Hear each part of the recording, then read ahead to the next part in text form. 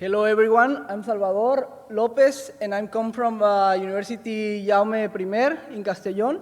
My research line is inspection, maintenance, and repair of underwater structures. And this is the table of content.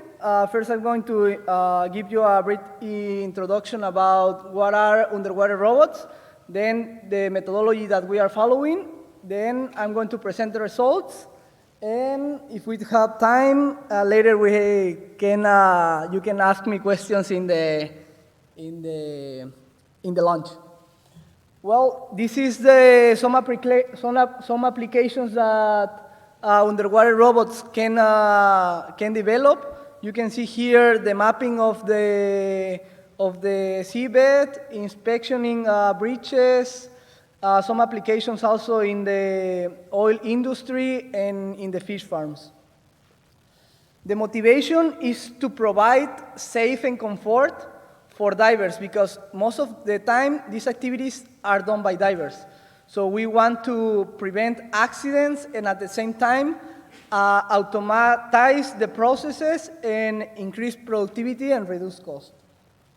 So this is the methodology that we propose. It consists of an underwater robot, a surface vehicle, a control station, and a communication system. And you can see here all the part that we need to develop the project. And in the center, you can see the artificial intelligence. Why do we need artificial intelligence here? Well, basically, the underwater environment is a very harsh environment. Communications are very hard because Wi-Fi doesn't work underwater, and we need to use this visual light communication modem that you can see in the slide. So this means that the modem has to be aligned in order to guarantee a good communications. So with artificial intelligence, we can control the bandwidth of the net in order to give the user the best quality of image that is available. Also, we need artificial intelligence to embed the robot with autonomous behaviors. So the robots, the underwater robot or the surface vehicle can decide in any specific time at any specific location what to do. I'm going to explain you some examples next. So here at UJI we have a Cirtesu lab, and we have a tank that size 8 by 12 by 5 meters, and we have all the robots that you can see here. These are some of the results that we have obtained in the last year. Some are Congress and one international publication. And these are the results, the pictures of the results. One of the applications is detecting net holes at fish farms. You can see here, and it's very important here because the algorithm has to run inside the robot. So this means that we have to put a computer inside the robot. And this is not that easy because we have to find a balance between the power consumption and the frames per second that we want.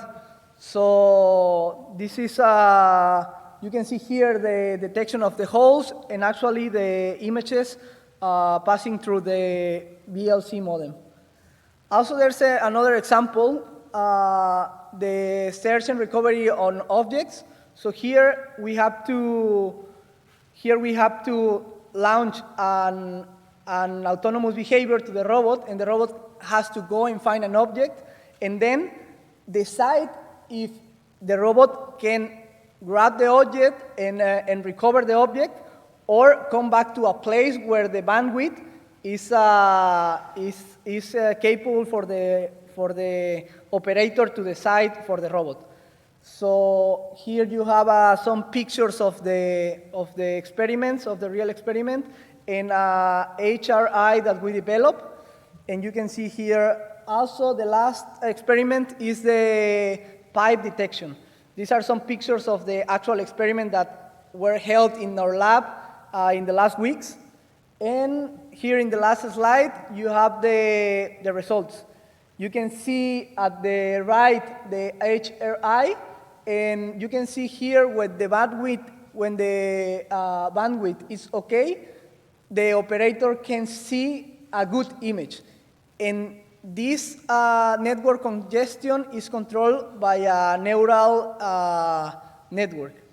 So that's all from my side, and thank you for listening.